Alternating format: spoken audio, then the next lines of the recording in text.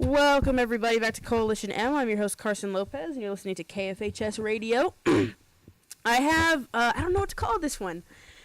Part 2.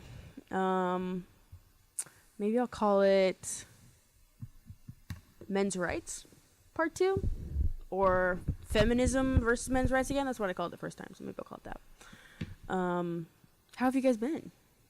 It's been a while. Yeah. When did I have you guys on? I had you on when was that? It's been a hot minute. Yeah? Yeah. It's been a while. Honestly, It wasn't the beginning of this semester.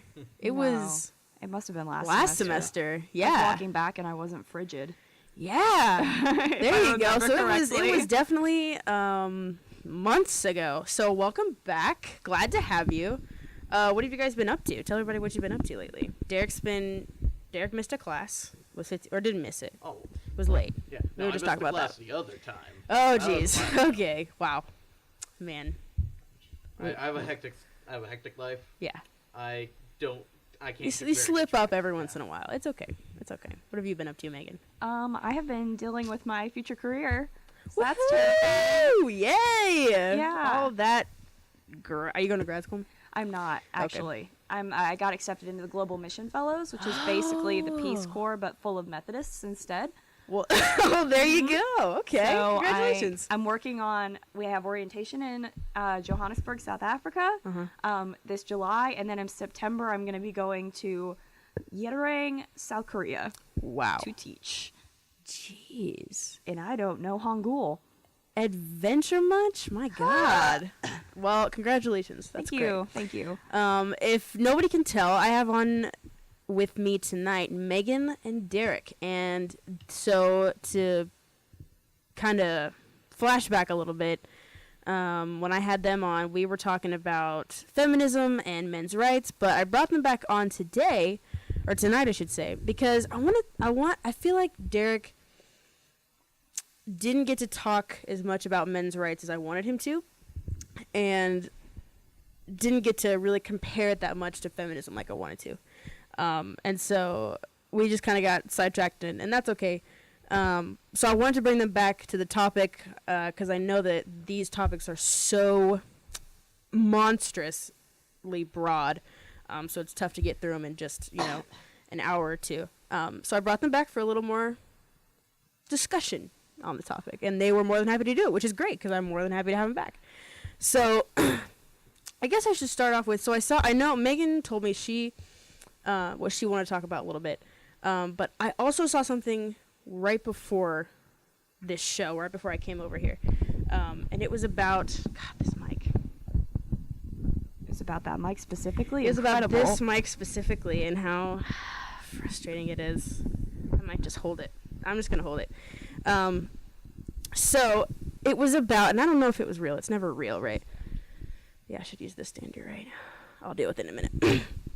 So it was on Facebook, so like who knows if it's real, and I didn't check. Yikes. But that's not the point, because it brought up an interesting question. Supposedly this guy who had been accused of rape had been in jail for 6 years, I think is what it said, and then he was set free because the woman who had accused him came out and said it was a lie. And so he was finally set free after like 6 years of being in prison or something like that. I don't know if it's true, and I don't know who it was. I didn't double check, but I just focused on the question that it brought up. Does either one of you think that women should be prosecuted for lying about rape? Yes. Man was falsely, assuming this is correct, a man was falsely imprisoned for 6 years over it. Yeah. Falsely imprisoning people, like, if she had just done that on her own, that's obviously a crime. Mm-hmm.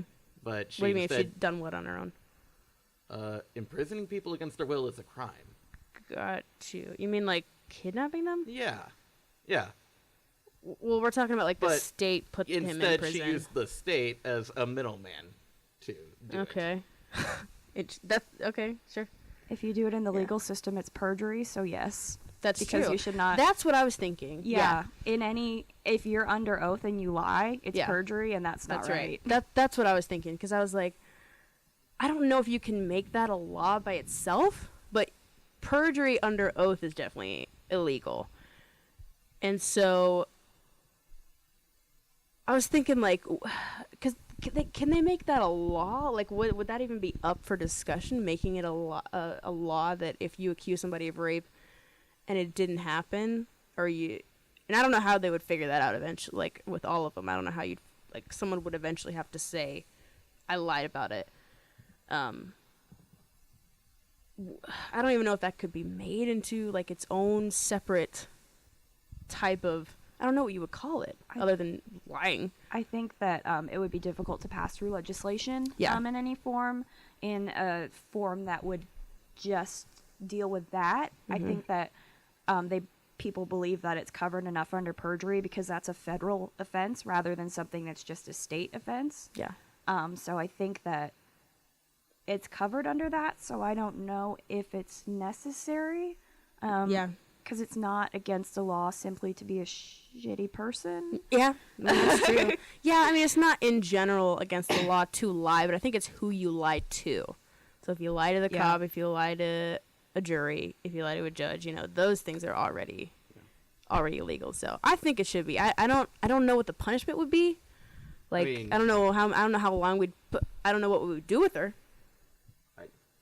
What do you think? Imprisonment, like you for like obviously, crimes? But like how long? It'd probably be something like 6 months. Like 6 months for lying. It's not a violent crime. If she was black, it'd be different, but it's not like a violent crime or anything that would give you like a huge sentence. You don't think so? I think there would be more push for a longer sentence. Yeah, why not just eventually make it comparable to the false crime that you're accusing someone of? So like 6 years for her if he spent 6 years in prison? Is that what you mean? Or no? No. I mean, like, regardless. I think that should just be regardless of the crime that you're falsely accusing someone of. If it can be verified that you're falsely accusing of it, you should face the sentence that they were facing. Okay, so however long he was facing, however long they were going to keep him there. So even if 6 years, even if the charge that he would face would be. Yeah, and I wonder if there would be like a varying degree of.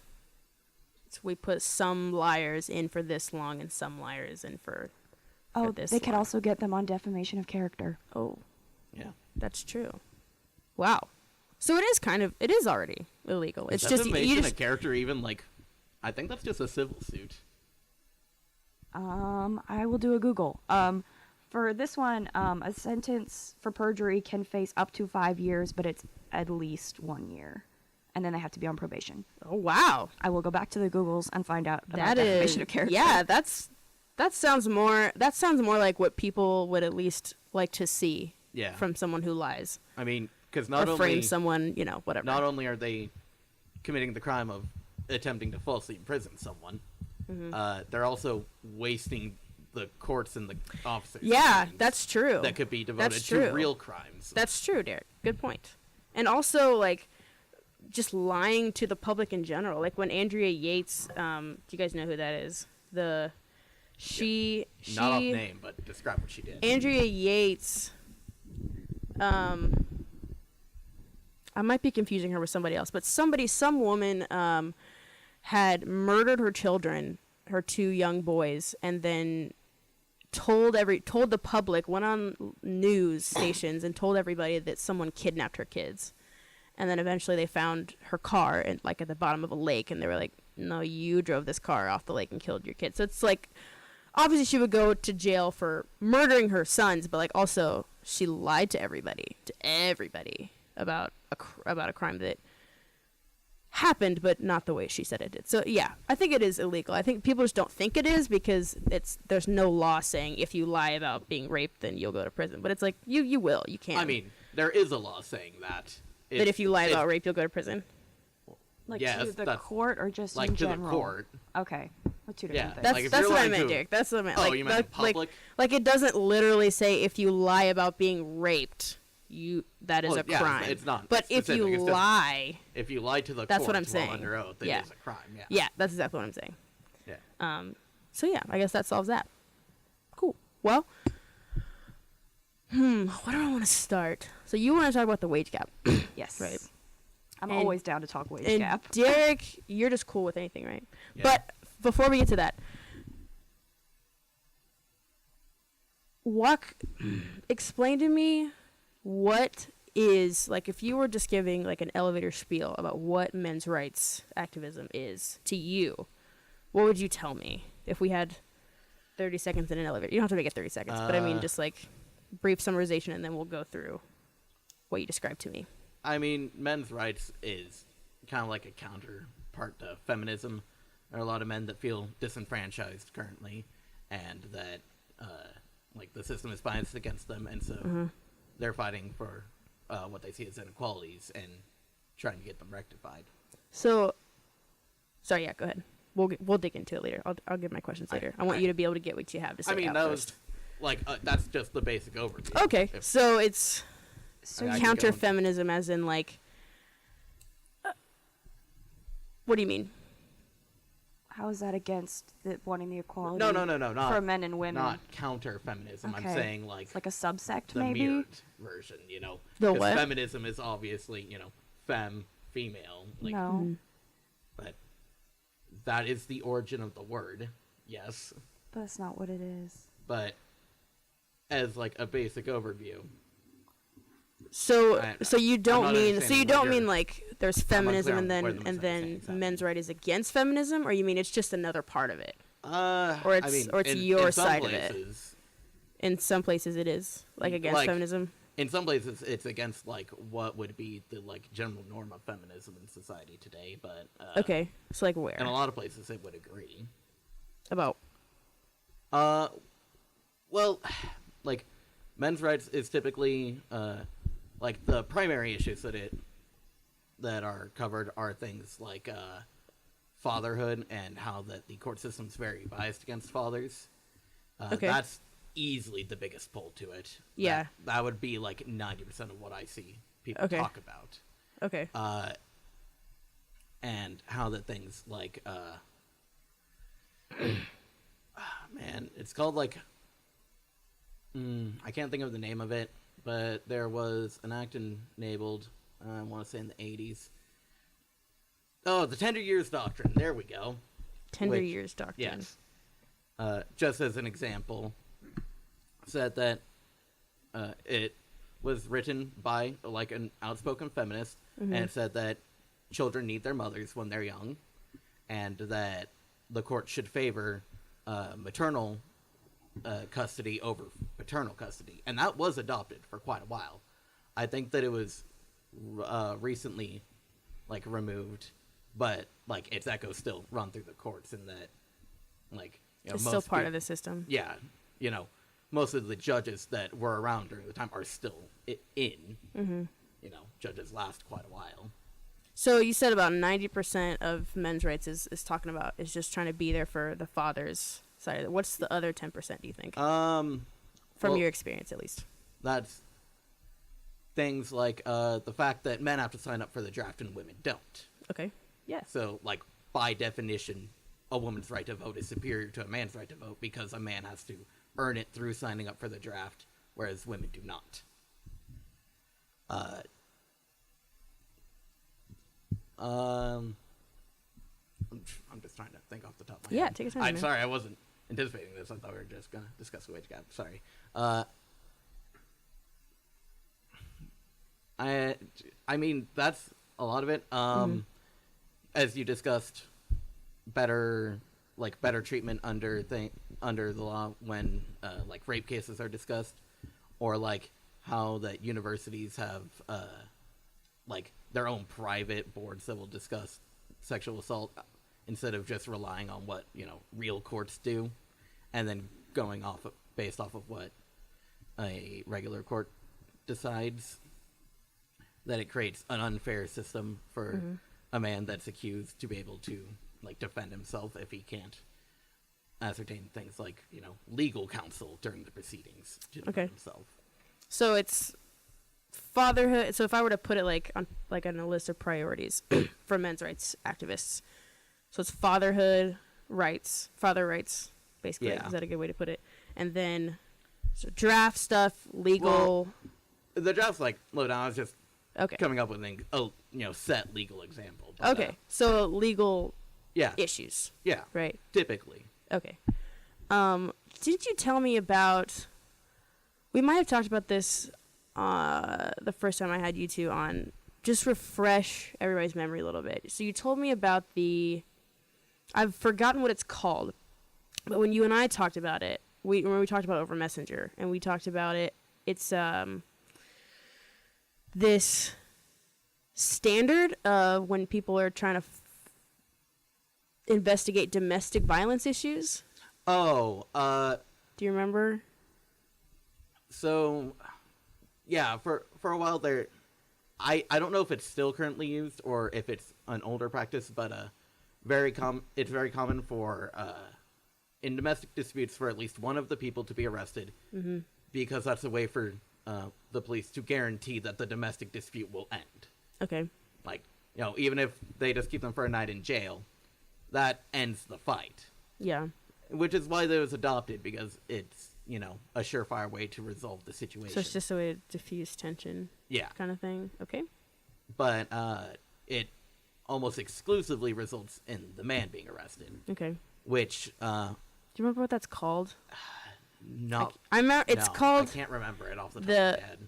Is it like Dillahue or something like that? It's where it was originally adopted. Yeah. Somewhere in. It's named off of where it was adopted originally, but one of the net results of that is that now if a man's being abused by his wife, which happens quite regularly,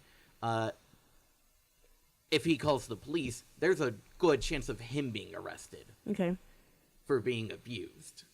Yeah, so that's another thing I would say, at least before, when you were describing men's rights to me in all the facets that you know of anyway.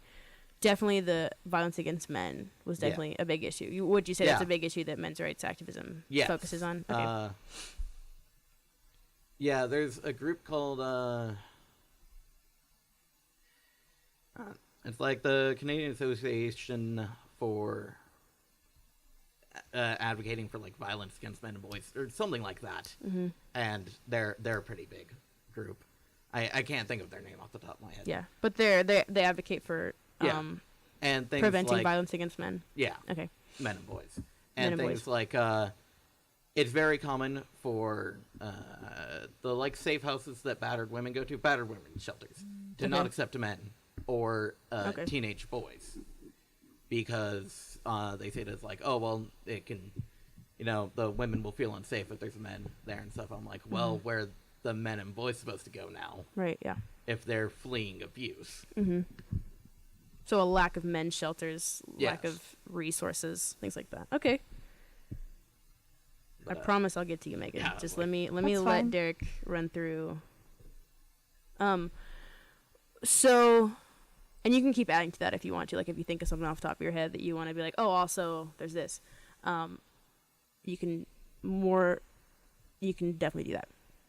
So what are your problems with feminism? And feel free to be as candid as you want about that. Some problems, or take your time thinking about it too. But you can be as honest as you want. I mean, like, as discussed with things like the tender years doctrine, a lot of the issues that men are facing were enacted by feminists, which, in all likelihood, those were enacted in good faith. A lot of the laws were enacted not with the intention of harming men, but with just the intention of protecting women. But, because, you should never attribute to malice what could be attributed to, just accident. Yeah, that's fair. That's fair of you to say. But there have been quite a few instances of things like men's suicide talks of discuss, because here, like 70% of suicide is men, and about the same amount of homeless people are men, about 3/4 of both. And so, like panels that are discussing that will commonly see protests from like modern feminists, because they view it as a men's rights panel, and that is something that shouldn't be welcome. Wait, so like feminists will protest that? Yes. They'll protest the panels They'll protest about that it's just a den of misogyny, basically. When it's talking about suicide. Yeah. Or it's men's- just like ones that are men's suicide specifically, right? Is that what you're that's going all. for here? Is Yeah, that what you mean? because Okay. it's trying to address the issues that aren't being addressed. You know, if there's that high of discrepancy between the sexes, that means that there's something different that's affecting one sex over the other that needs to be figured out and addressed to help. I mean, I guess you don't want to bring it to parity; you just want to bring it down. But In the words of one of my favorite podcasts, entitled "My Favorite Murder," toxic masculinity ruins the party again Toxic masculinity. We'll talk about that here in a sec. Let me because write it's that down. real bad for men. Real sucks. Yeah. So what? Yeah. So what is said in these? Have you ever been to one? Like been No. to a? Oh, okay. So I you mean, wouldn't I've know seen them online okay. and stuff. So what do they talk about in these panels? Is it just men who show up, or are people? men Is and everybody women- allowed? Yeah, everybody's Okay. allowed. Okay. So like, I mean, what do it's they? mostly What does everybody men talk just about? because of The topic, topic, the issue. Sure. Yeah. So what's talked about in these panels or in these? What are they like debates or are they like? I mean, Just typically if it's a lectures? panel talking about Okay. suicide, it will be a panel. Okay. But there have been debates between feminists and MRAs over controversial subjects. Okay. But typically the panels are just trying to help address the issue, talking that typically, from what I've seen, it's talking about, that there are issues that are I'm sorry, I haven't watched one No, you're in fine. a while, You're so I'm having good. to think of what they discussed. Why don't we circle back to this? Yeah, that's fine. I can put a like- pin in it. No problem. No problem. I remember when you and I talked. You asked me some questions to kind of gauge where I was on issues, with relating to feminism and things like that. So you asked me questions like. You didn't ask me, "Are you transphobic?" But you asked me questions that were kind of trying to gauge whether I am. Or Well, was yeah, the term because transphobic? there's exclusionary radical feminists, and then there's sex negative, sex positive. Like, there's a bunch Yeah. of variations. Yeah. So. You know, wha- it's a wide are- spectrum of political opinion. So I was just trying to Yeah. gauge where you were. Yeah, for sure. But I think that could start a really interesting conversation about some of the weaknesses about modern feminism, like today, and I guess even back then too, like in the 60s. So do you think that those are some of the problems with feminism today? Is that some of it's transphobic? There are feminists who say trans men or trans women aren't real women, or trans men aren't real men, or Yeah, that's what yeah. I always heard them called TERFs, trans TERFs. exclusionary Yeah, radical that- feminists. Trans exclusionary Yes. radical Yeah. TERFs. Do you hear about them a lot? Do you come into From maybe time not to contact time. with them, but are they big, do you think, in the feminist movement? I mean, trans is a relatively new topic to be brought into like the fold, and so it's having its growing pains right now. And I mean, like, even just looking around at like modern society, you can see that there's a very high like contrast rate. Yeah. So I mean, I would expect it to be relatively similar in that I would expect there to be a lot of, for lack of a better term, TERFs, even just if they're not outspoken about it, just like in their private feelings that they Okay. still don't agree with it. But So that's what you see in Sure. all Everybody. I can gauge that off of is what I see from, just the average person. Okay. Do you think that it should be trans inclusive though? Feminism, at least. I mean, yeah. Yeah. Do you not like the word feminism? Like if it was called something else? No. I'm fine with the word. Okay. Because I hear that. Yeah. I go disagree ahead. with a lot of the actions. they I'm do. thinking Okay. that maybe he agrees with the idea, but not how the idea is being carried out Yeah, currently. here.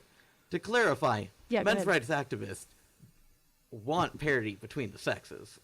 Want what? Parity. Parody? Yes. So it's like everything's the same. No, parity. Like- Parity is everything is similar. So not identical. Legally, obviously, you. Oh, want I thought you were identical. saying parody, like a Yeah, parody not movie. the And I was- joke. Okay, yeah. Parody with a T. Got you. Okay. Nowadays, everything what is do a you mean? joke. I mean, this is actually very similar to the topic that was going to be discussed today. That, like, it's not that you need a 50-50 in everything. Just let people do what they want and let it sort itself out, and just don't put. You want equality of opportunity, not equality of outcome.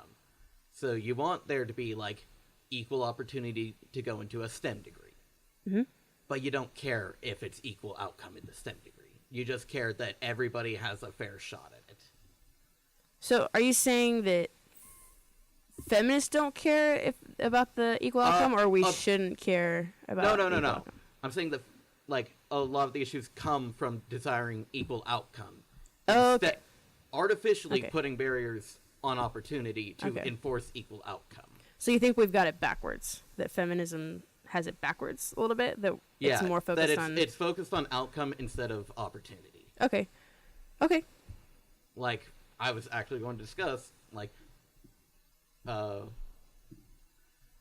I'm terribly sorry, I cannot remember your name. It's Megan. Sorry, Megan. It's okay. I was going to discuss with Megan. Oh, this topic specifically I did today. look on the Googles. It's something that On I the really like to do Googles. is do a lot of Okay. research. That's why I sound smarter than I am. But there was a study done in Canada about men's suicide, and they call it the silent epidemic. And they said that a lot of it is that men aren't encouraged to talk about how they feel, and so they can't talk about it. And then the other reason is that men use more effective ways to commit suicide. So while a woman will like hang herself, which isn't necessarily always effective, a man will shoot himself in the head. Yeah. And so that's an issue because people aren't paying attention to that, but that is one factor. I'm not saying Like- that either of them are more important than the other, but that's why some of the suicide rates are higher because men do it yeah, better. like, Not well- better, that's a bad word. Not better, more Efficiently. effectively. Effectively. More efficiently. Yeah, what you see is that women will use a suicide attempt as a cry for help, essentially. So they'll choose a less lethal option. I don't know if that's true. I wouldn't go that far. Well, this was just from like the research that I saw was that women are more likely to do because there's two very clear forms of suicide. One where it's a cry for help, and one where it's I'm just gonna do it. So typically, if you're doing the cry for help, you're not gonna use a gun because it's pretty effective. You're going to do something like pills or cutting or hanging, as you discussed. And that it, like, from what the researchers saw, they think that it was that even though women are more likely to attempt suicide, that it's more of the cries for help versions instead of the actually wanting it. So it's like women are more likely to attempt, but then men I are more believe likely so, to yes. like complete it, to like finish it. Yeah, that, like, that, yeah, pretty much Okay. women are more likely to have the attempts than men are, but men are more likely to, use things like guns and just, Okay. I mean, you have to be a real bad shot to mess that one up. Yeah. I mean, it happens, but so what do you think about why about the suicide rates being so much higher among men?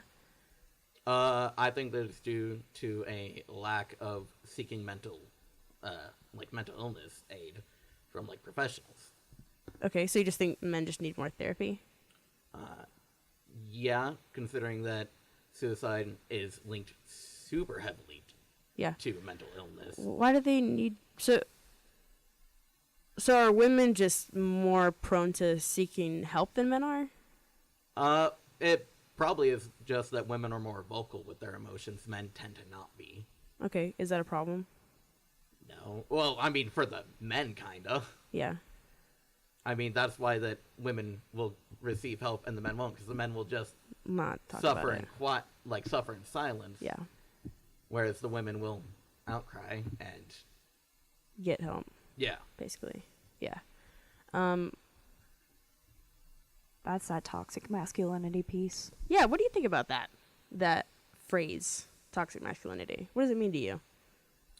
Like, how do you play with that in your head, I don't kind think of? that masculinity in and of itself is toxic. Oh no, like certain type of masculinity that is toxic. Not like all masculinity. Yeah. So what? Yeah. Just explain, kind of, Megan, what is toxic masculinity? Toxic masculinity is the societal expectation that men need to be silent when they have these emotions. They're not supposed to express their emotions. They're supposed to keep it together all the time. They're supposed to be the ones that are strong. They're supposed to be the ones that they're the providers. They're the ones that do everything for the household, things like that, that are societal expectations that are put on men, sometimes by other men, sometimes by other women, but just in general that have persisted since the day of, when we were pioneers and the women didn't build the log cabins, things like that. Okay. So it's persisted in a way that if you're not this manly man who is able to keep their life together, and if you're like emotional, that means you're feminine, and that's bad. And so the people that keep that societal expectation, it's like, well, guys can't talk about if they go to therapy because they're seen as weak, rather than women, it's seen as strong seeking therapy. Okay. So it's more of like a societal thing than like a personal, like person by person thing. So when toxic masculinity is brought up, at least in social realms, so on social media or just amongst people just talking about it, it's usually a clip or something or an example of a man who is really violent, like is really aggressive about how masculine he is. You know what I mean? So it's like it's more extreme than just he wants to be the man in the relationship or the man of the family. It's more like he is hurting people because he's trying to prove, Yeah, and there's another part to that where he's probably hurting in a way that he can't express, and so he's lashing out and being like, I don't feel inside like I'm as manly as I should be, so I'm going to show everybody else how manly I am. So it's just insecurity. A little bit, yeah. Which is caused by... the behavior that you're discussing, it's typically either insecurity or mental instability. Yeah. Could be both. Yeah. There's some kind of emotional, just something's going on there. Yeah, something's going on that they don't feel necessarily free to express in other ways. Right. But some people call it toxic masculinity to just as another way to look at it as like a masculine problem. You know what I mean? So Derek, that's a problem that men face. Yeah. So what do you think about? Well, first let's just deal with what Megan had said initially. So it's just that mentality of being like in charge. Is that a good way to put it? Of not being able to show weakness. Not being able to show weakness. So how is that received to you, and how is it received to men's rights activists that you know of? Well, I know that the common use of toxic masculinity isn't very much appreciated. What do you mean? The common use of toxic masculinity? Yeah. Like the expression of it, or like the label of it? Both. Okay. Like as you discussed, it gets misattributed out of like what it meant from the academic field, which is where it originated from, was like gender studies and stuff. That's where the toxic masculinity came from. Okay. And that it now just gets attributed to just shitty behavior that men exhibit. Overall. Okay. Like all of it? Like people will just say it? Just throw it in there? A lot, yeah. Like, okay. Even if it's not yeah, really anything attributed to masculinity, it's just something someone did that you didn't like. you see this on, both sides, like on the whole like mudslinging side of a lot of politics. You see it a lot. It basically like a lot of the issues that MRAs want to talk about are exactly the same thing as what Megan was talking about. Yeah, Yeah. like what Feminism. would be academically considered toxic masculinity. So there's like academically, there's not a big difference, but like rhetorically, it has a lot of negative connotations due to like popular use that makes it very. It's not useful for discussions typically because of the like social connotations connected to the term toxic masculinity. So you think it just kind of creates a barrier when it's Yeah. brought up? At least Yeah. when that Typically, phrase is used? Yeah, it's like Okay. when somebody like throws around like, "Oh, that's toxic masculinity." The first one they're thinking is like, "Oh, yeah, I see how this conversation's going now." What do you mean? That it creates a lot of assumptions Okay. when it's heard, and it's typically not like good assumptions about being able to have a reasonable discussion. That Okay. it's just going to be a very negative discussion from that point on. Okay, interesting. So you don't think it's helpful No, to call it toxic masculinity. Yeah, But you still want to talk about it. it's typically what's discussed. Okay. Or like that is seen as a lot of the like issue with like the suicide is the lack of talking about it. And like my personal belief on that issue is that that's just like an inherent trait that men had because it served us well back when men had to do things like You think it's fight mountain lions with spears. I think it served us well to not show weakness. You know, if you get injured and cry out, you're attracting attention and stuff. Okay. And that we, you know, like in terms of evolution, hasn't been a whole lot of time since we were cavemen. Like we only invented like fire a couple thousand years, like 10,000 years ago or something. It's really not all that long ago.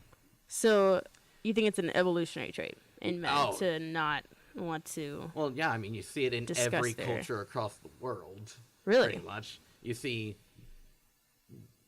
Yes. I've never seen a culture that I know of personally. I mean, there might be some. Who knows?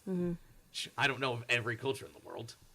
If there was a culture that didn't do that, would that change your mind about it being an evolutionary factor? I mean, if there were like a Aspect? significant number, yeah. But if it's just like one culture, no. Because you still have variations. That would be weird if it was just one culture. I mean, that you can societally go against nature. Yeah. So I mean, like that's what we're trying to do right now. In that, as far as I see it, that we're like, oh well, this isn't useful anymore. Let's get rid of that. So And you do it's think it just can not- be... It's taking a while. So you do think it can be changed by society? It's a limited effect. I mean, we haven't really seen it feel not useful so far. It would just take more time to see. I don't think that you can do natural selection on that though, and that's how evolutionary could. traits change. What do you... What? Like Like, No, I mean- the way that things change is like, for instance, I am a lactose intolerant fool. I cannot tolerate lactose. But it made more sense for people to get nutrients, to be able to like do everything they needed to be a caveman, to be able to tolerate lactose. So people would mate with other people who had the trait where they could. That's a bad example. If you wanted to have a kid with blue eyes, and you had blue eyes, you would probably mate with somebody who had also blue has blue eyes. yeah. Okay. And it's like that in nature a lot. And so when you see like it's like Darwin's finches, how they were in different places, and so they mated with the people or the birds. Thank God they didn't mate with people. That's awful. Yeah. They mated with the birds that had the traits that were stronger. But I don't think that I don't know if it's inherent enough to be able to show when somebody has that trait rather than the trait where they're willing to talk about it. Which I'm not saying that I think we're going to like breed it out of people. It'd be really difficult to breed a trait out of humans at this point. We have, Like a personality trait. Because it's not like a physical trait. They could just... I mean, It would be more noticeable, too, but- if it were physical. You know? yeah. I mean, like it'd be really easy to breed out having like 3 arms if that was an issue. Yeah. But yeah, personality traits are much harder to breed out. But no, I'm saying that like we might be able to just force nurture to overcome nature in this, but I don't think so. Do you think that society plays a part in that problem of men not being able to speak out?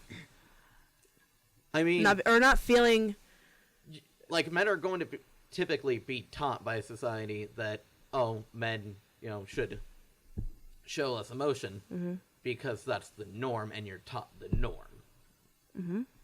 And so, I mean, like, you're taught that people have 10 fingers. Not everybody has 10 fingers. Actually, you don't have 10 fingers. You have 4. You have 4 on each hand and a thumb. But you know what I mean. So I think it's more of, like, it's been noticed, like, oh, hey, this happens. You should be prepared for this to happen. And that's being misattributed as encouraging that to happen. So, are you saying that your dad told you men don't share their feelings, and that's just how it is? I mean, my father, no. I mean, not literally, but is that what you're saying happens? That I think that's... they're not taught... Yeah, let me clarify. Like, get taught by society, like, men don't really show their emotions as much. You're not taught that to discourage you from showing emotions. You're taught that because that's what's observable in society, is that men don't show their emotions as much as women. So, if they said the opposite, so let's say they did a social experiment and they raised a group of 10 boys, and they told these boys men share their emotions a lot. Do you think that they would start to share their feelings, or they wouldn't because it's not their nature to do so? I think that you'd see limited success, yeah. I mean, this isn't a set character trait for all men. It's just, on average, men tend to show it more than women. I mean, I've met women that don't show emotions. But, like, Me too. Yes. Yeah. I think that you would be able to, if somebody's not very heavily into that character trait, you'd get success. But if somebody's, like, very heavily in, like, no, I don't like sharing my emotions with people, you're not going to be, I don't think you're going to be able to convince them to do it otherwise. So you've kind of digressed a little bit from saying it's an evolutionary trait that all men share to it's just a few people who have that personality trait. I wasn't very clear in my phrasing, I guess, earlier. I'm not saying that it's a trait that all men share. I'm saying that it's a trait that is primarily shown in men. I mean, Derek, that's we have sex-related traits that aren't, Derek, uniform. saying not all men share this, but it's a trait that most men share. Do you hear that? Yes. You're saying the same thing. Yes, there's a norm, and then there's outliers. Sure, yeah, that's fine. You can say there are outliers. You can say there are outliers, but you are saying that it's a trait for most men to not want to share their emotions. That's just for men. That's who they are. Yeah, I mean, that means there's going to be, on that bell curve, the bottom half of it's going to be much more willing to share their emotions than the top half it's going to be. Okay, that's fine, Derek. We can have outliers in any situation. Like, we can have women who don't show their emotions, and that's not the norm. But, so we are saying right now that it is a gender trait. Yes. That men, that if I were to do a social experiment where I raised 10 boys, and I told them, share your emotions, and I taught them how to do it, they still wouldn't do it. Most of them still wouldn't do it. Is that what you're saying? I think that you'd get sharing, not as much as, like, between females, but I think... I'm talking about men. I'm talking about males. Yeah, I'm saying, just as a reference point, I think that you could increase it. Okay. I don't know if you're going to remove the variance between men and women on it, though. So they might share, just not as much as a group of 10 girls would if I had not told women anything. Okay. Which, what's your opinion on it, Megan? Yeah, what do you think about that? Do you think that, well, okay, let me ask the question. Do you think that men not wanting to share themselves, not wanting to be vulnerable, is just a trait that just is in men? No. Okay, why not? I think that is completely societal because, I mean, you can see that in situations where men are raised by fathers who express their emotions and, like, acknowledge these things, or by mothers that do that and they only have a mother or something like that. In situations like that, They're willing to share their emotions because they know it's okay. They know it's healthy. They know they're safe. Okay. And that's just, they were born, and that's how they were raised, and that's how they ended up. And that's not, and so them being raised that way is what did it, not them just evolving in the way that they do. I can see where Derek would get the aggression with the not yelling out in pain, but I don't think that held over in evolution. I think that just held over in expectations and like behaviors. Okay. And I don't think behaviors are inherited. So what do you think would happen to the 10 boys that we raised for a social experiment if we were to tell them, feel free to, like, if you're in pain, tell somebody, cry out, do something? Do you think that they would? Or maybe they would, but not as much as a woman would, or not as much as a little girl would? Or do you think it would be the same? I think if boys and girls are raised the same, then they'll have the same expectations of themselves. Okay, and there would be no, like nothing would get in the way of that? Like nothing, like male aggression, male... I don't think so, just because I think that there's that other end of it that women are not supposed to show aggression. And so I think, because I have plenty of aggression, people just don't know about it. Okay, yeah. Because I'm a lady. Right. Okay. Sorry, I was a child debutante. I know these things. But so I think that, and I'm told that I need to not be aggressive because that's not how women act. My parents didn't raise me that way, so there's a lot of times where I speak my mind and things like that when I'm angry about things because that's how I was raised. And I think that societal differences on both ends are what is making women more likely to talk about their emotions and men less likely. So if I was taught that also if I'm angry, I should say I'm angry, then I think it would be the same. So let me try this social experiment on you then. If I raised a group of 10 little girls and told them be as aggressive as you possibly can, you don't think any of them would hold back? I think that if that's how they were raised to be. I think that if they listened to their parents, they would be. I don't know. There's mavericks everywhere. Sure, yeah. And but of course, like, there's always going to be... If they were raised in an environment where that was the norm and that was what they were expected to do, then yes. Interesting. I'm going to put a put in that. Okay. And now, we can move on to wage gap. But I have to figure out how I'm going to ask this. Because... So we have Derek, who thinks that these gender traits are more of a inherent thing, right? Is that accurate to say? Yeah. And then we have Megan, who thinks that the way gender male and female dynamic is expressed is societal, more so. Yes. Than more environmental than more nurture than nature, right? Yes, and more then nurture more than nature than nurture for Derek. Okay. I'm going to start off by asking what each of you think about the wage gap in terms of, is it real? I'll start with Megan. Okay, so I got to look at this a lot because I was in Women in Leadership last semester, which if anybody has time in their schedule, they should take it with Christy before she retires because she's incredible. Okay. I learned so much, but the thing is that when you're just looking at numbers, there's a lot of studies that show people in similar positions make just about the same amount of money, and that there are laws in place that say you have to pay people the same amount of money. And so if you're looking at it from just that base level, there is. But there are situations in Hollywood, it's most prevalent, where one woman was paid about $1,000 to do reshots for something, and her male coworker was paid like $100,000. And we're taught that we're not supposed to ask about it, so we're taught that we're not supposed to ask for more. So now that this is coming out and people are saying this is how much I made, like you're finding a lot more. The gap in that situation can close now because people are disclosing the information. The problem is that if I go into an interview and it would be something where they were going to see if I could start at a higher level, I shouldn't tell them if I'm in a relationship, and I shouldn't talk about children at all. I shouldn't tell them what my family is like, because I will automatically be put in a lower position in most cases because they're going to think that if I'm married and I don't have kids, I'm going to get pregnant and quit. And they don't want somebody up in the ranks that's going to get pregnant and quit. And so it's a really big issue, and women are not encouraged to fight for more money. We're told to stay quiet, not fight these things. People know what they're doing. It's just in society, that's what we're told. So women often get paid a lot less for doing similar work, especially when it's more intellectual. Because there are places like in construction, there might be physical constraints that might change that.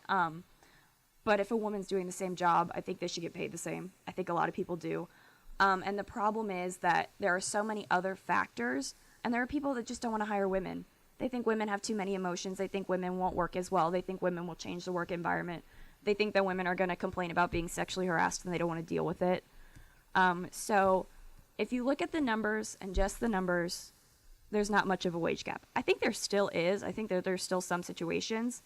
And if you look at if you look at the arguments of, well, more women are teachers, so they get paid less and things like that. They go into more nurturing jobs. That's kind of what it is. Like, women are more likely to social not workers shoot. Okay. And not shoot to be a CEO. Okay. Which, again, I think is a societal thing, but that's another argument that people have when they talk about the wage gap. But I'm honestly really nervous. I'm going into mission work, and I know that my next job that I have, I'm going to get paid the same. Well, I mean, I'm getting paid based on the work that I'm doing and the economy that I'm living in. Mm-hmm. And that's the same for all the Global Mission Fellows. But I'm not sure after that, if I go work somewhere, am I going to be brave enough to ask for more? Because I think that they might not hire me. Am I going to be working with somebody that's going to be making a lot more money than me? Am I going to want to ask them? Is that a really uncomfortable conversation? Yeah. And so I think that it's a really big issue because women are told that they're not supposed to fight for these things. They're told that they're expected to not speak up in board meetings. There's a really great book by Sheryl Sandberg called Lean In. Great read. And she talks about how when she was in the boardroom, because she was like a COO at Google or COO at Facebook, and now she works for Google. So she's been like top. And she sees in boardroom meetings, a woman will speak, and then nobody will listen to her, and a man will say the same thing, and he'll get the credit for it. So he's more likely to get a promotion because people listen to his great idea that was said by somebody else that wasn't listened to. So it's problems like that contribute to this wage gap between men and women. Okay. Derek? I was actually anticipating to disagree a lot more. I'm rather glad that... Really? Yeah. Interesting. I mean... How so? She covered how the like, what is it nowadays? 77 cents on the dollar is actually an earnings gap and not a wage gap. That, women and men, as she said, do different jobs. Mm-hmm. So if you only take the aggregate wages of men and women as wholes, you're going to see a difference. Mm-hmm. Because, even though the average people are still doing very similar jobs, like waiters and waitresses and stuff make up quite a bit of the job market. Low skilled labor, very uniform, but once you get out of low skilled labor, there's a very high variation. So you see, differences in wages and stuff because of that. But I only had two real issues with what Megan has said. Okay.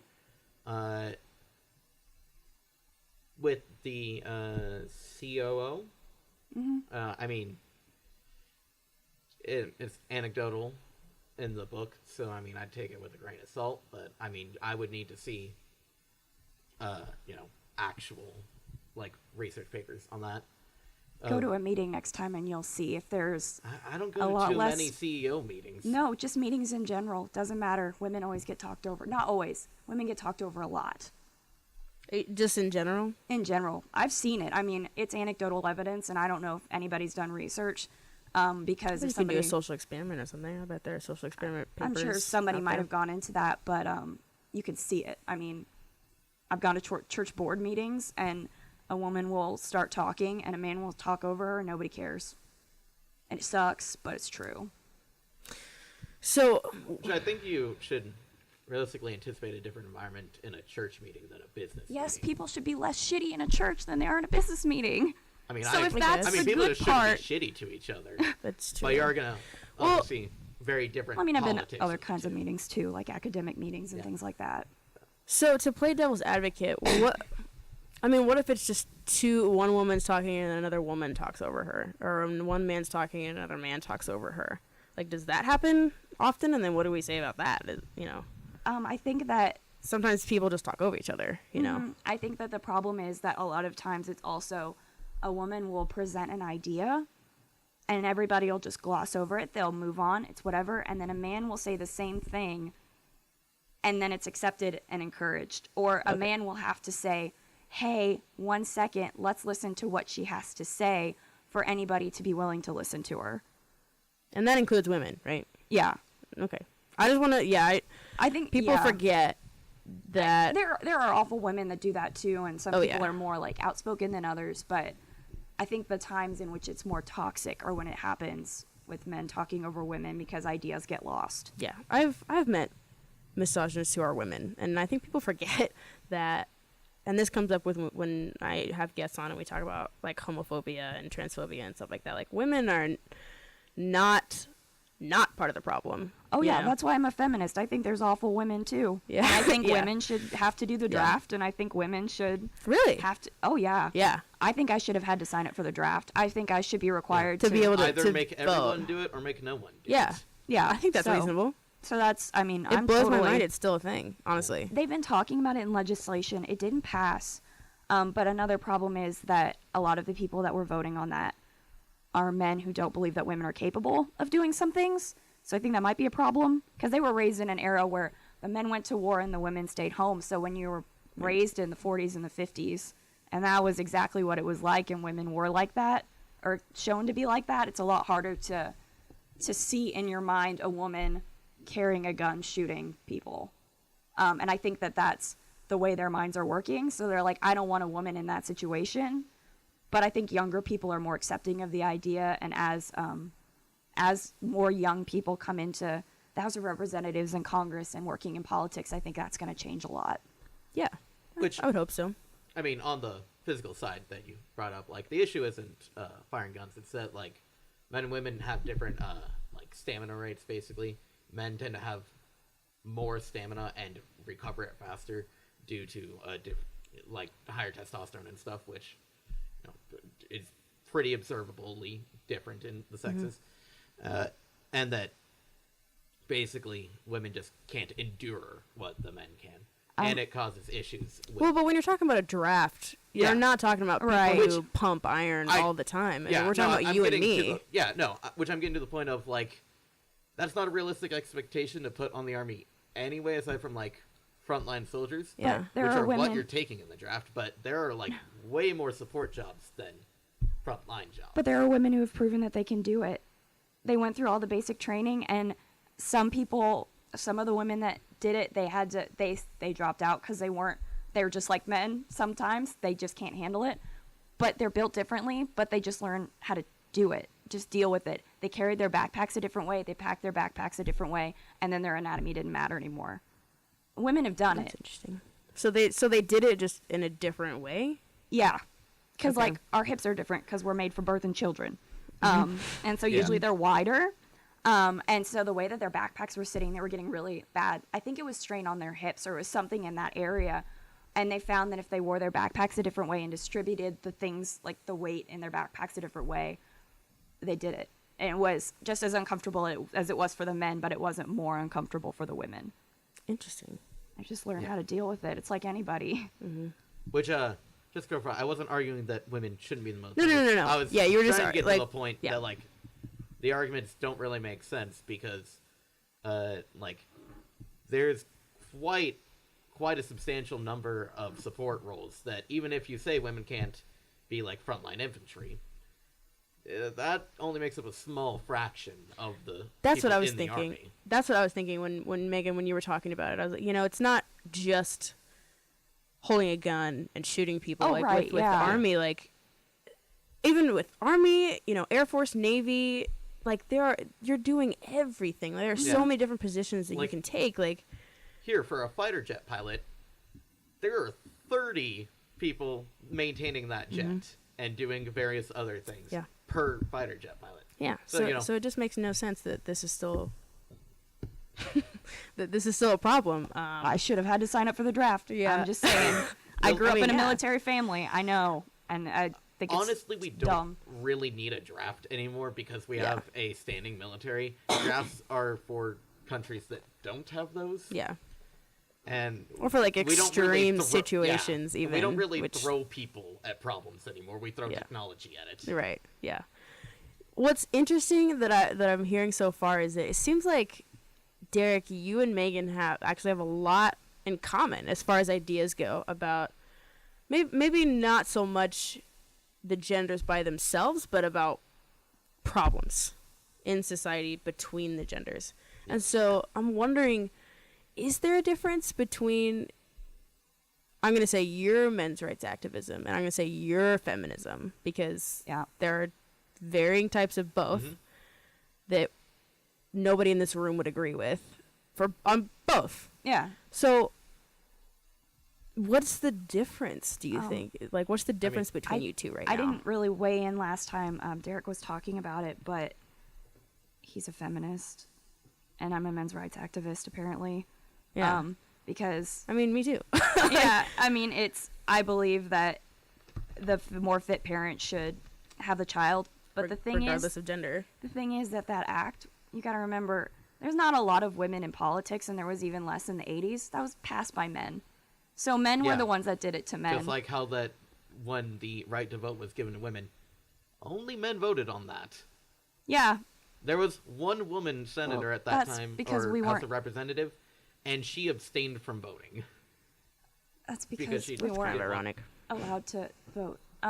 Just there wasn't a way for us to vote women in because women couldn't run because they couldn't vote. That's a good point. And that's a whole nother fun issue. But so it's things like that I think that the barriers have been put in place by both sides. But I think that if you're looking at feminism, it's saying that male suicide should be talked about just as much as women's suicide should, because it's just as important and just as valid.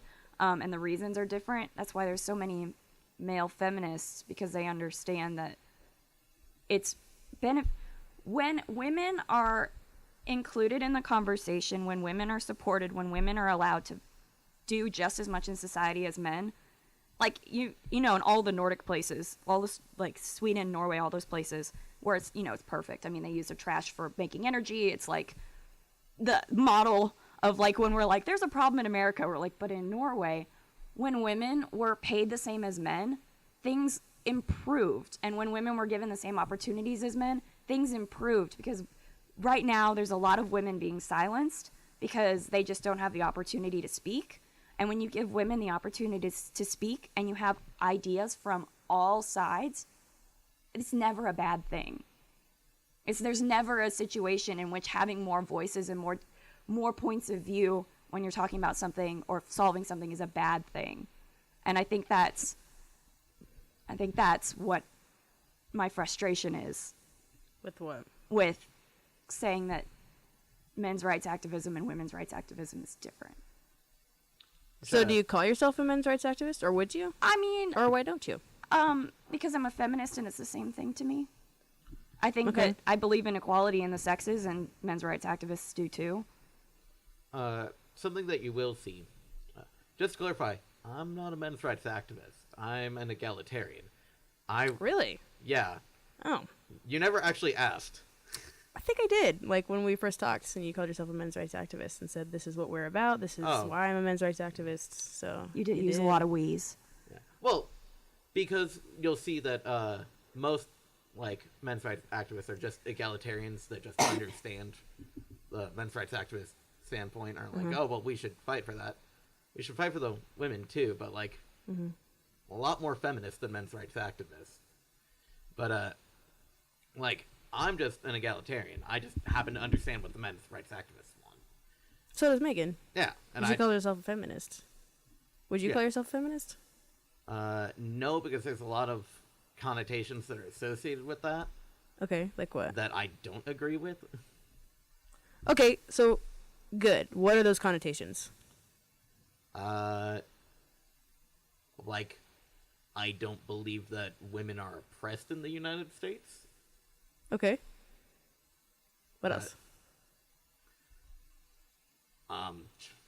Just like. So when Megan was talking about women being talked over, you don't think that's real? It'd be hard to like you can, like, even if you're able to prove that it's true, how would you go about removing it is kind of my issue with it. Like, aside from being like, hey, you shouldn't do that, like, you can't really remove stuff like that. I mean, do you have a suggestion on how to fix that issue? Megan? Yes. Like men talking Clarify over women to in the general? people. Or just, like, men talking over women specifically, or, like, everything? A lot of the issues that Megan brought up were social issues. Uh-huh. I just don't... You don't know how to fix the social issues? Yeah, like, Okay. I'm much more... Well, let's start with this. Do you focused on, think like, they're a legal problem? Do you think they're real, and do you think they're a problem? Oh, I guess they're the same question. It's the same question. you mean just, like, all of the issues that...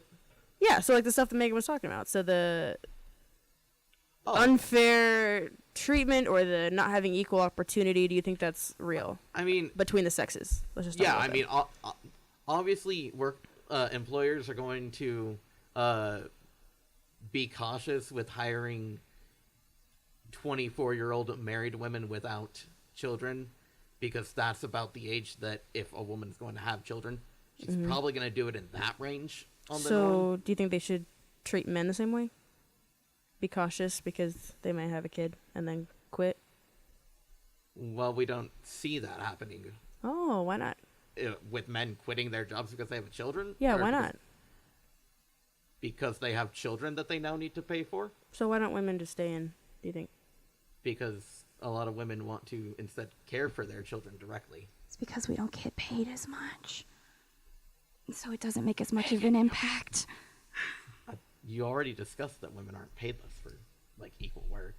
So if you're getting paid less, it's because you're doing a less valuable job. Like in every situation? There's If also- that's what you're... That's also the thing, though, of people, like, women are less likely to ask for a raise because they're afraid of their boss, like, firing them, rather than males are much less likely to just keep it in and, like, not ask for a raise. So they're usually stuck at a lot lower positions. Like, I think, what is it, 5% of the Fortune 500 companies have CEOs as women as CEOs? And I can guarantee you that there are women that are capable of being CEO in at least more than 5% of those companies. Yeah, but you also have to consider if they want to be CEO. You know, not everybody wants to devote their life to Hang the on. job. Let me back up a little bit. So, Derek, so you see the same issues that Megan's bringing up, right? Yeah. You just don't think they're a problem. Like if they make sense to you. So, for example, you know, the employers wanting to discriminate against women who are that age. Because... I mean, it'd be really, like, you can set laws against it, but employers still have to keep in mind, like, oh, well, I have to pay these people if, like, you know, Megan is, as an example, if she can't do the job that she, like, when I worked at Pizza Hut for a while, and while I was there were 4 women that were pregnant. And whenever, you know, there are certain jobs that they just can't do because you're not supposed to, like, lift heavy things. So they can't get stock from the back room. They can't help me with tearing apart and cleaning the, like, deep fat fryer and stuff. So that means that you have to have people in place that can do that job and do, you know, the regular amount of work. So they, like, employers, they're running a business, and it's economically disincentivized to hire women that can become pregnant. So even if you make it illegal, I don't even think that would deter the behavior. So I'm not hearing you say it's not. Let me try to rephrase what you just said, and I want to make sure I'm understanding you. Okay? So tell me if I'm off or clarify. So you see the problem, but you don't think there's a way to fix it. Like it's just how it is. Yeah, Is that like, accurate? I mean, you could say you can't have discrimination. I mean, you could remove it by just making hiring processes completely blind. Only have accolades, no Like, personal you information. mean just based on merit? Yeah, meritocracy. And you could remove it. Is that a good idea, do you think? Yes, I'm all for meritocracy. Okay. Equal opportunity. Okay, cool. But, I mean, you do have to face that there are women that choose to leave their jobs after... Yeah. Well, there are men who choose to leave their jobs to go to a better paying job, too. Yeah. So, like, maybe younger men shouldn't be hired as much because they might go find a job that pays more. Do you think that's... That is stuff that's considered. Like, I mean, a lot of... Is it fair, though? I understand it happens. Like, everybody here is like, yeah, it happens. But should it happen is the question. I mean...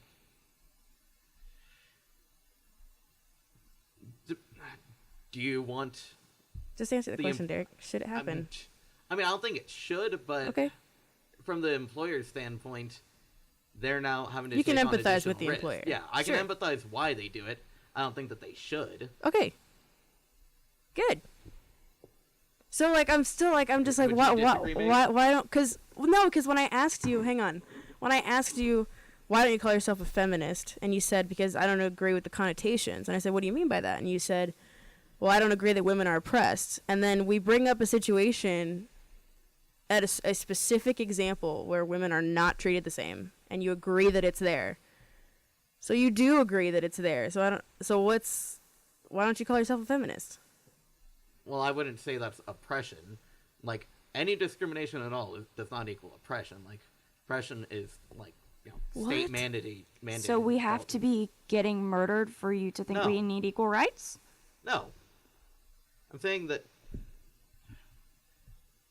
there's a difference between any discrimination and oppression. Like, okay. By that what's the difference? Like, if you're just considering any discrimination oppression, any discrimination, what do you like? It's just discrimination. It is whatever. Some discrimination's okay. What do you mean by that? You get discriminated against if you're an old person applying for a job. Yeah, that is stopping somebody from doing something that they are qualified to do and want to do because of something they can't control. Okay, do you get gradually more oppressed if you age then? It depends on what are you doing. Are you trying to get hired and they're not hiring you? Because if they're not hiring you, then yeah, you're being discriminated against. You're not being allowed to do something over something you can't control. That's just like when people weren't allowed to marry each other because of the color of their skin, Derek. It's still oppression. I don't know. What's the... Yeah. I mean, I would say that oppression is state-sanctioned discrimination. So if it's not a law, you don't think it's oppression? Sure. I mean, we're gonna have to work with a functioning definition. Derek, there's not. But do you see though? There's not a real difference. It's just one's a law and the other's not. It's the same thing happening though, right?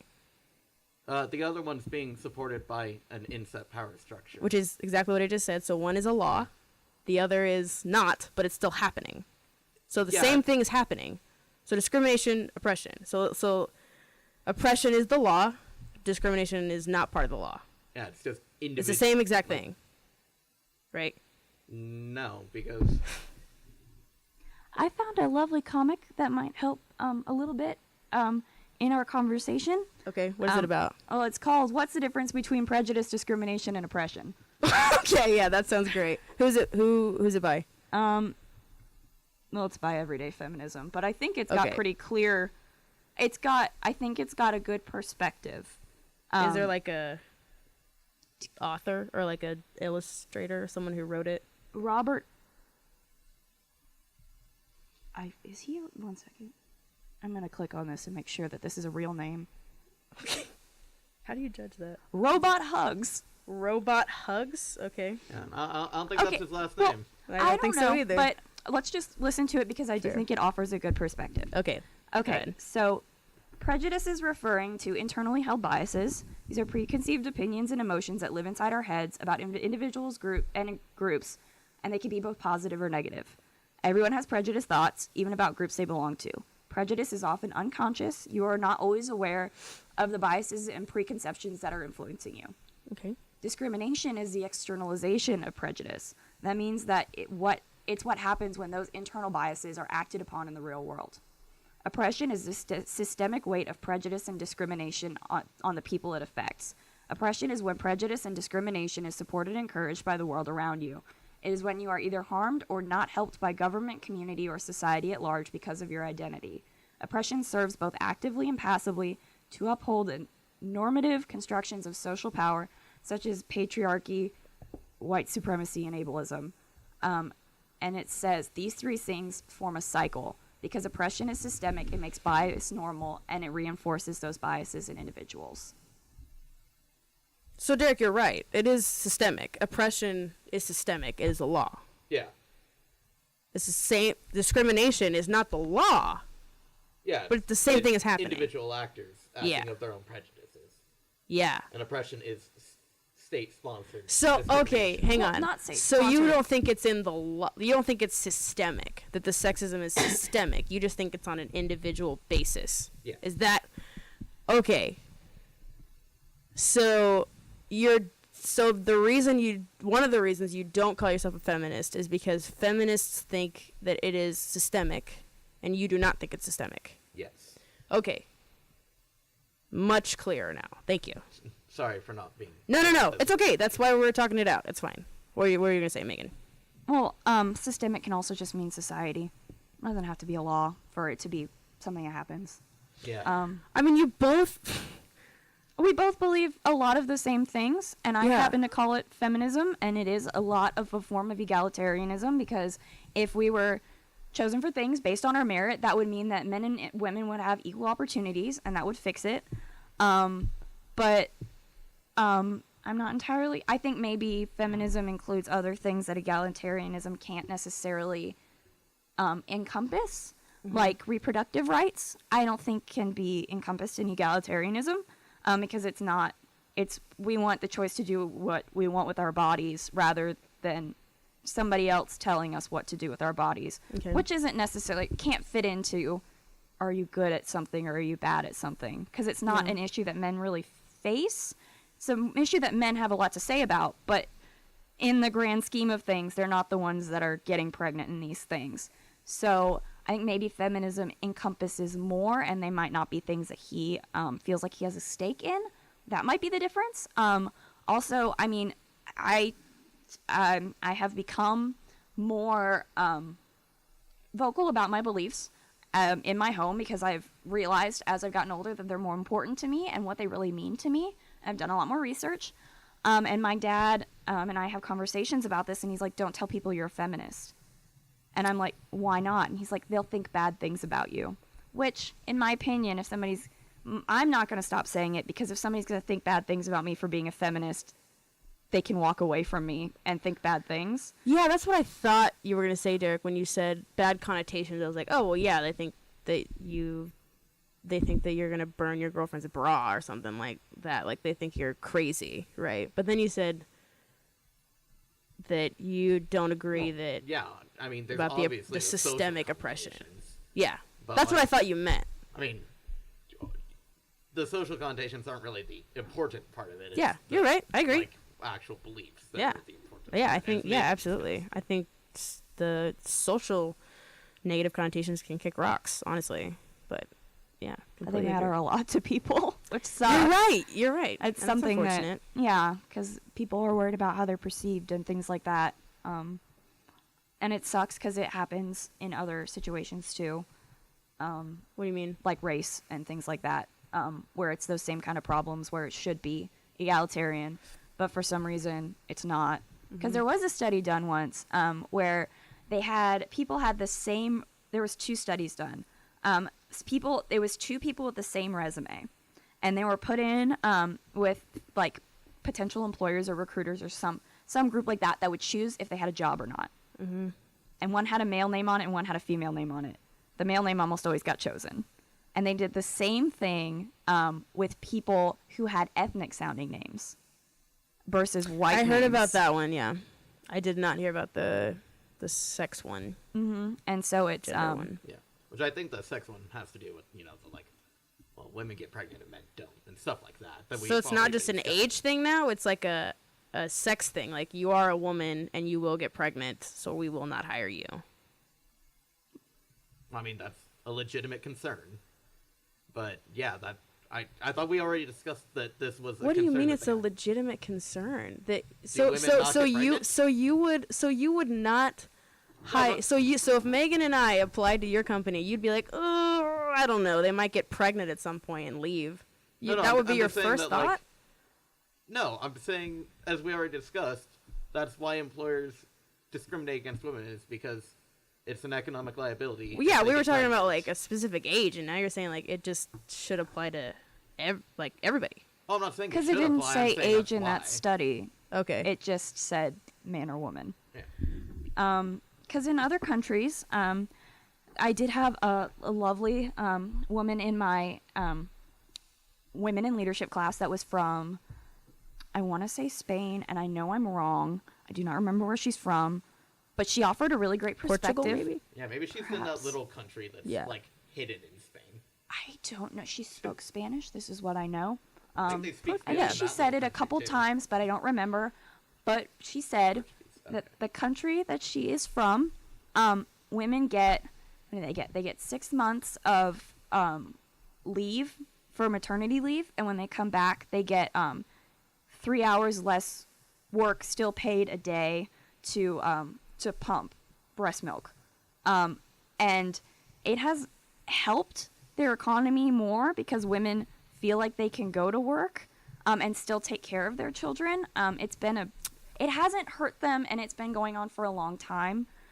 So I think part of the thing that people think about is this issue of maternity leave. You do lose, for some people, you lose work from them, especially if you're working a job that you can't do from home. But that's not. If you give the women the opportunity to take care of their family the way that they need to, or give men paternity leave. I was going to say. Yeah, paternity leave also really helps because it evens it out a little bit. And it's better for children, just in general. But it doesn't hurt your company as much as it hurts not hiring good candidates and not hiring people who are more qualified for the job because they could get pregnant. Just to clarify, I'm not advocating that there should be the discrimination. I was just calling back to the previous conversation saying, like, yeah, that's what you'd expect. Well, but I think then I you was said just it thinking makes about the sense. logic. Yeah. The logic behind it doesn't make sense. Yeah. There we go. Just like the logic behind actively keeping women out of governmental roles for whatever reason. The logic doesn't apply because it was bad once, but it's not as bad now. Just put that out there. In Nigeria, I think they almost have gender parity in their government, and they have been improving by loads and bounds. And women and men are finally getting equal treatment. Women aren't getting beaten up for just being women, things like that. Nigeria has improved a lot. And Really? and they are adamant about saying, we want women represented in our government. Mm-hmm. And it's really opened up a lot of conversations. And, like, given people the ability to make the right choice because they have all of the perspectives and they have all of the voices. So, what are to both of you, what are the most important issues, social issues, with gender specifically? With feminism or with men's rights, or with what you see, at least, with men's rights? What are the most important issues to you personally? Is it fatherhood? We need a, like, serious reworking of The system. of, like, parental rights and everything. Mm-hmm. Like, it's awful right now. Mm-hmm. Like, but I mean, not just in that men should be getting more, Like custody and everything. Okay. But, like, the entire system just really needs to be updated regardless. Yeah, I would agree with that. What are the most important, or one of the most important issues to you, Megan, as a feminist? I think opportunity. Okay. I think I miss out on a lot of opportunities because I'm a woman and people see that I'm a woman and they think, oh, she's not able to do it. It's really hard in my line of work. My coworkers and my boss are incredible, and they understand that, like anybody else, I have limitations. I work at a theater, and we lift a lot of heavy things. 50-pound bricks, not uncommon. Mm-hmm. And they realize, they make fun of me because of my limitations, but that's because I'm short, and not because I'm a woman. But when other working crews come in, they will shove me aside, tell me that I cannot do my job, and let the men do it. And they won't even give me the opportunity to fail. I just want the opportunity to fail, honestly. The same opportunity to fail that a man would. Yeah, okay. And would you agree with Derek that the fatherhood and custody battle issues is a problem? Oh, yeah. Oh, yeah. I also believe in paternity leave. Very important. Yeah. And would you agree that that is an issue that women face? At least, let's just keep it in bounds in the U.S. Just because that's what we know. Yeah. Do you think that's an issue? Yeah. Do you think that's an issue women face in the U.S.? Yeah. I think that like what we just said is honestly more important than the little hairs that we split. It's incredible when you talk to somebody how much you have in common with them. Yeah, because people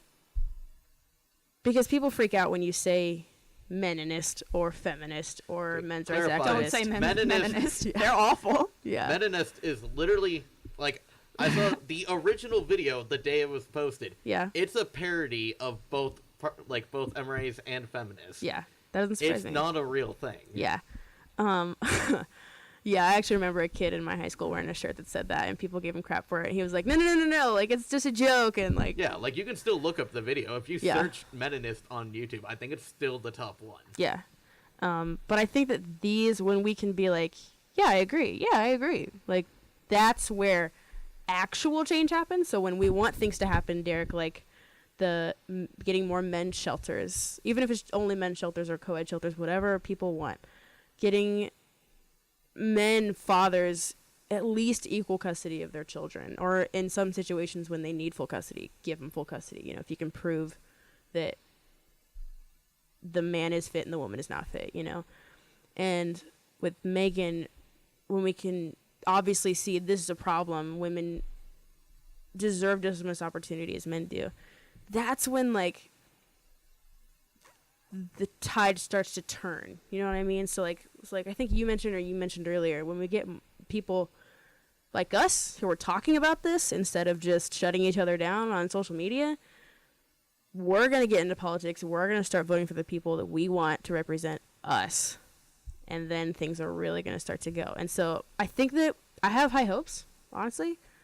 I think that these issues, Derek, that you're concerned about are going to change. I think that it's going to improve. Do you think it's going to improve, or do you hope that it will? I mean, I know you hope that it will, but do you think it legitimately will? Yeah. Like in your lifetime? Like in our lifetime? Oh, yeah. Yeah. Like, I've seen a lot of, like, growth in things, like, particularly the fatherhood movement. Yeah. Because,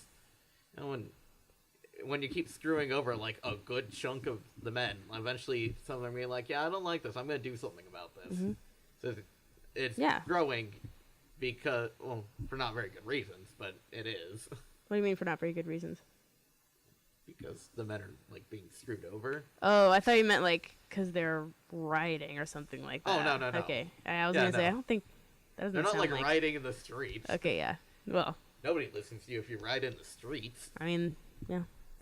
But, so yeah, any last questions or something that you wanted me to bring up and I didn't bring up? We have more than enough time to go through anything right now. If you guys can think of something. Or last comments, or questions for each other, or for me, whatever.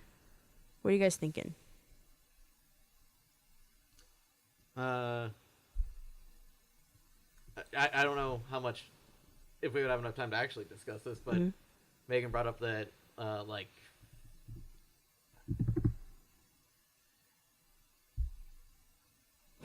What's up? Sorry, I'm drawing a complete blank. Parental choice. I'm trying to think of, Parental choice? Like custody? No. Oh, having rights over our bodies? Yeah. Reproductive rights? There we go. Reproductive, yeah. Okay. What's up? What's on your mind? What about it? I guess we could discuss that in what she said. She said that it was very important to her. So yeah, reproductive rights. Yeah. So go ahead and elaborate, Megan. All right. So I'm going to start out saying that a lot of people get curious because I am religious and I'm very religious and my faith is very important to me. Mm-hmm. How I can believe in reproductive rights. I believe in full separation of church and state. Because I think it's malarkey to bring your faith into something, and if it's something that you really feel convicted about, there's other evidence. Don't use God. That's just me. I believe in separation of church and state. I personally would never get an abortion because I don't believe that that's right for me because of my religion. But there's a lot of people who aren't religious, and I don't understand why it is so important to people, and I know they're like, oh, well, it's a life, but the thing is that I think that people don't think about the fact that a lot of these people who are getting abortions, people don't just say, oh, I'm going to go get one. Like, it's a huge process. You have to wait 24 hours. You have to deal with all the people that are protesting outside at all times in front of Planned Parenthood. You have to deal with all of that. Like, they specifically have volunteers to shield those women from people screaming at them, even if they're not going for that service. It's horrible. Don't you also have to, sometimes they'll, like, there's some kind of weird screening process sometimes where they'll, like, try to convince you to not get the abortion. Yeah, there's a lot of legal things put in place to scare women away from getting abortions. But the thing is that a lot of the women that get them don't have another choice because they don't have somebody who is supporting them. The kid is going to have a horrible life, going to get put in the foster system. Foster system's awful. It's just not well supported. We have a lot of great men and women working to make it better, but it's just not getting better. So there are women out there who they have two options. They can get a legal and safe abortion, or they can do it illegally, not safely, and perhaps kill themselves in the process. Because people, it's never going to stop, but if we can make it safe, and then the other half of that is that people don't like that women have the ability to be a sexual creature, and maybe that's more of a societal standard, but when guys sleep around, they have, get high fives and things like that. But when girls sleep around, they are shamed. They're called a slut. They are not trusted anymore. Guys won't date them, things like that, because they did the same thing as a man, but it's expected that women won't. And so I just think that agency over your own body should not be chosen by somebody else who is using either their faith or their prejudices. Actually, their faith is usually their prejudice, if we're being honest with ourselves, to prevent a woman from doing that. There are scientific reasons why some people believe in not getting abortions, and I'm like, yes, I will listen to you. I will listen to your facts. I will listen to your reasoning, all these things. But as soon as you bring up God, I'm going to stop listening to you, because it's not okay. Okay. Sorry, I said a lot. No. Yeah. We wanted to know. I was talking to a friend about this because I love talking to people about the post they make on Facebook. I love it because it's always different. Like the post is usually not what they really think. It's like them expressing anger toward someone who said the opposite thing, and so it's not usually, like, when you really talk to them, it's not really that bad, as bad as you think anyway. And someone had posted something about, you shouldn't. What's up, Derek? That's actually how we met. You posted something to me. Yeah, it is. And someone had posted something about how getting an abortion, the guy did not want his girlfriend to get the abortion. And so there was this, Tumblr rant about how men should have just as much a choice in it as the woman. And so I started talking to her about it, and she thought that literally it should be half and half. So half up to the woman, half up to the man.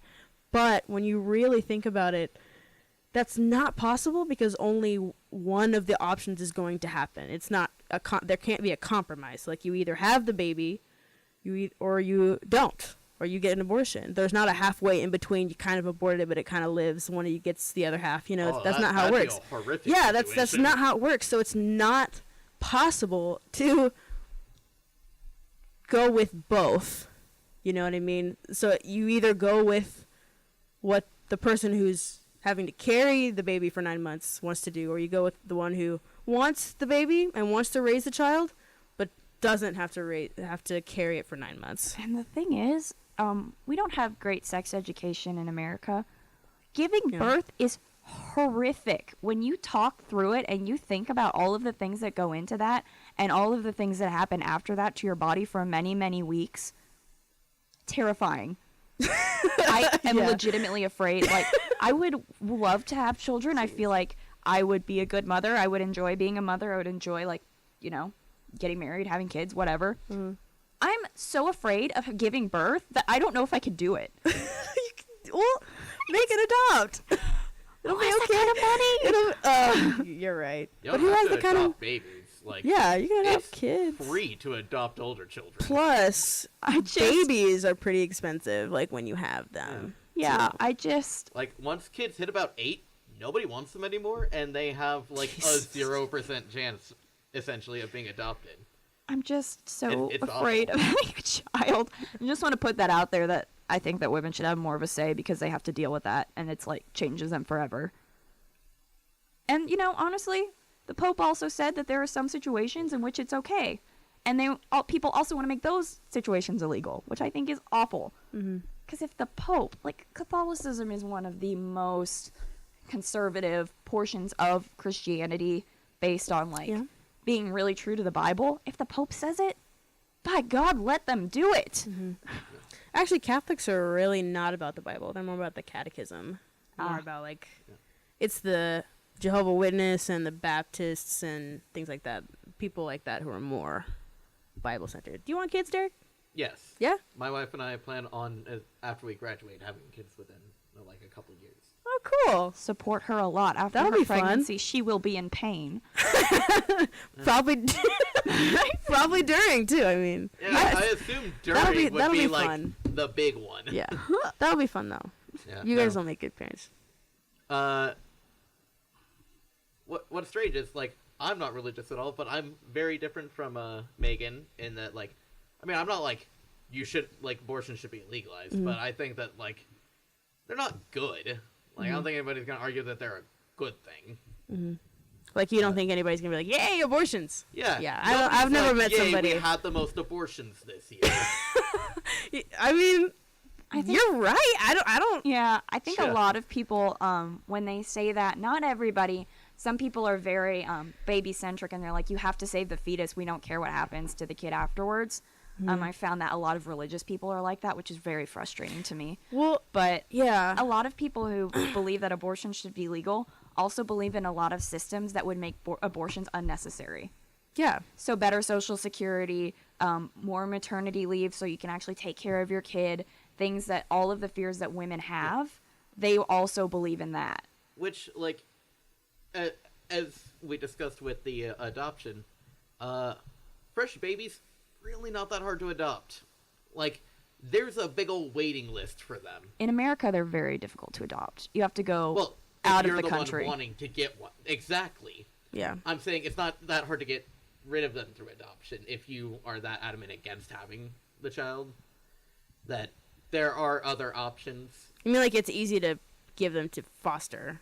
Yeah, Is that- like okay. if you're like, oh, I'm having a baby that I either don't or can't keep, Yeah. don't want to or can't keep. I don't think people like. I don't think abortion is a bad thing. I don't like what it means for the people who got them. So it means they can't support the baby. It means they really couldn't find any other option available to them, and that's what I don't like. Yeah. And so, you know, when it comes to abortion, I don't understand what's wrong with it like, morally, but I don't like what it means for the people in that Yeah, like- situation, you know? I grew up on a farm.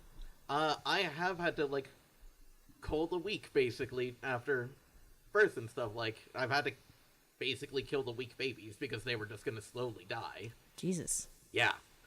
So, I mean, like, I'm no stranger to making the, like, tough decisions. I fully, like, understand that this isn't something that you go into lightly. I'm saying that I agree that we should have better systems in place. Like, you know, Yeah. Things Like, should be fixed so that birth these control aren't... options really aren't that expensive to fund. Yeah, but if you bring your religion into it, you don't believe it, so you don't let women have it. Yeah. Yeah, there's always that weird irony there of the logic of, well, we don't want abortions, but we don't want birth control, we don't want condoms, we don't want safe anything. We believe that you should have as many children as God blesses you with. Come on, Carson. That's that's where you're talking And they- Catholicism. And you shouldn't be think. fornicating Yes. outside of marriage. Yeah. Which, I mean, not bad advice, but most people are going to ignore it. Especially if you're not religious. Yeah, I mean, I don't think it's bad advice to say don't have sex outside of marriage, but also it's kind of like, what? Yeah, it's not really going to be followed by many people. I mean, it's Well, like it doesn't make sense. It's like people who teach. They don't teach sex education.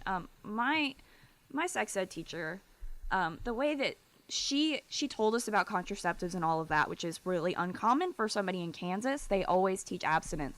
What she did was much more effective. Showed us pictures of STDs occurring on somebody's body. Never want to have sex after that.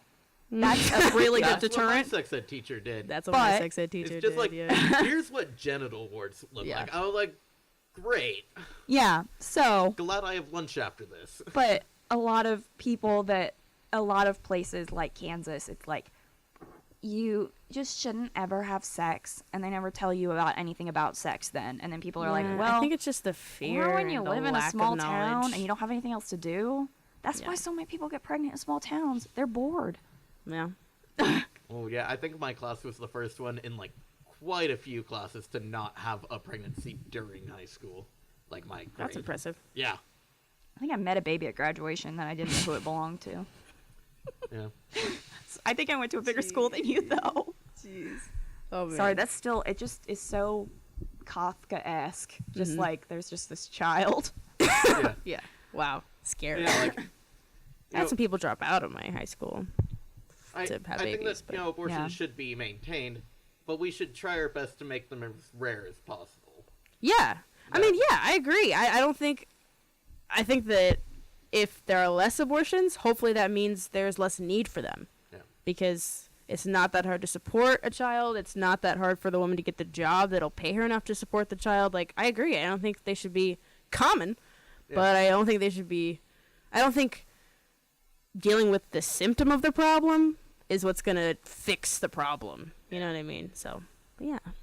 What else? What else is on your guys' minds tonight? Are we good? Did we I mean, I will bring fix up the world's problems? No. the See, the problem is I'm not going into politics, so. Yeah. Well. oh man, like pregnancy crisis centers, which a lot of people have issues with. They What are those? They are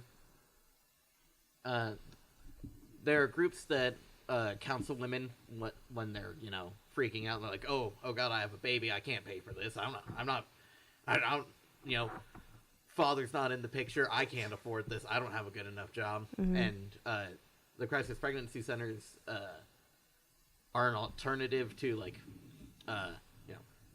Planned Parenthood and stuff. They don't provide abortions, and they typically strongly advise against them, and instead advise for the other options, like adoption and helping women get things like welfare to care for the kid, and how to apply for Medicaid to pay for your pregnancy costs, because giving birth's expensive.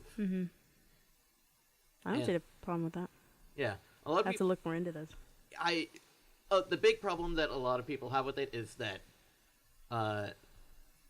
some of them will use underhanded tactics to keep women from having abortions. Like, oh, well, yeah, which there it I'm is. like, no, you really shouldn't do that.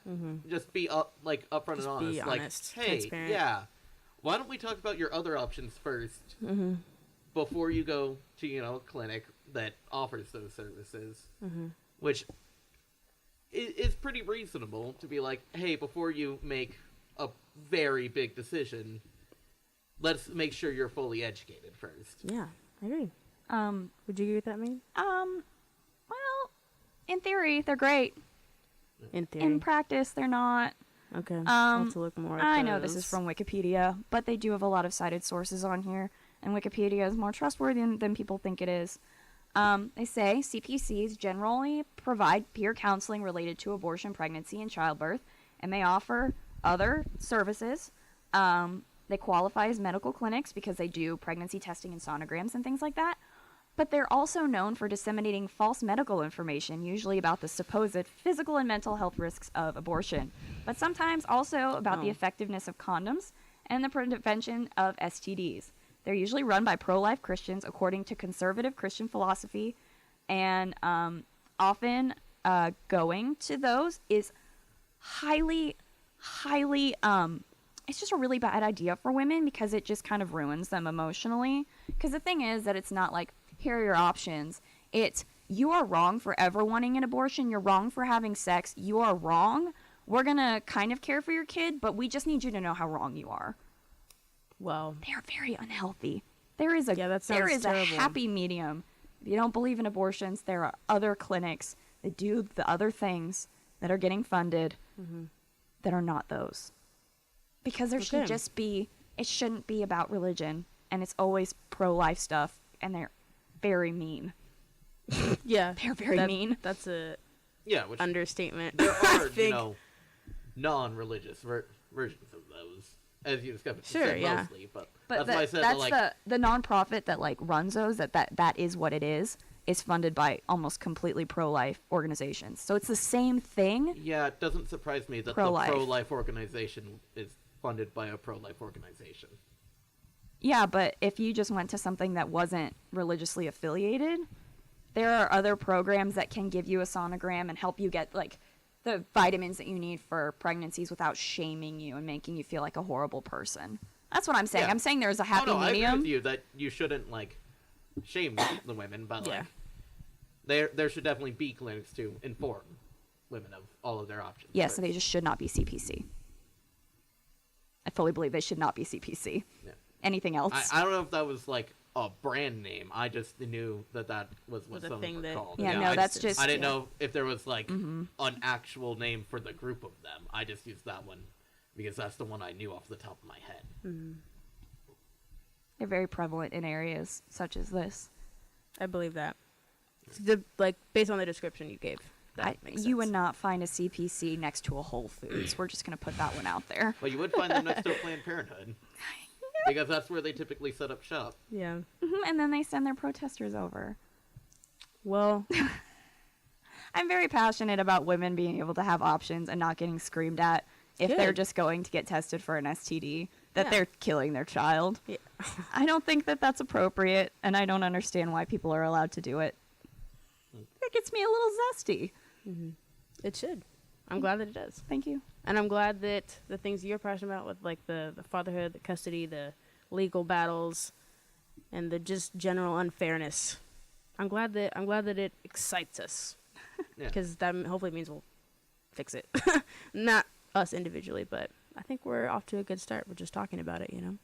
So I can't wait to take these headphones off because I don't know about you, Derek, but my glasses are pressing into my skull and it hurts. Nice thin frames. Oh, good. Well, good for And you. Squishy head. Cool. Okay, guys. Good Yeah. talk. Thank you for joining me tonight. I hope you had as much fun as I did. Yeah. I always enjoy this, and I'm always glad when people will do it with me. Yeah. Megan, I feel like you should be a co-host at this point. You're on I so do go- often. I'm nearing the end, though, Yeah. because I'm graduating. That's in May. right. That's right. Everybody's going to miss you. Jeez. But Yeah. always I'll send really cool pictures and things like that, and Cool. I'll talk Good. about, because I'm sure that there's going to be things that happen to me in South Korea that I'm going to also have opinions on. So I'm sure. we can do a Yeah. call-in episode. Things you see. Yeah. We can do a call-in. Sure. Cool. Well, any last comments Nope. before we... All right. Well, cool. This has been Coalition M. I'm your host, Carson Lopez, signing off.